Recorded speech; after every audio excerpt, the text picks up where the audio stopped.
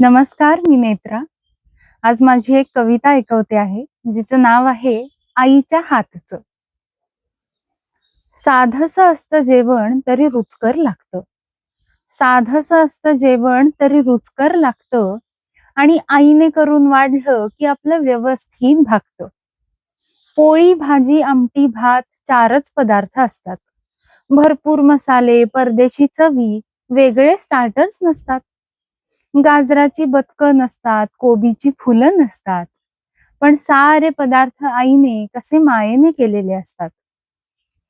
जरा रेंगाळं स्वयंपाकघरात की आईला लगेच कळतं.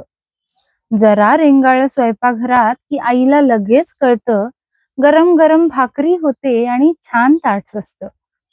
चटणी, कोशिंबीर, पापडाबरोबर लोणच्याचा कधी खार देते.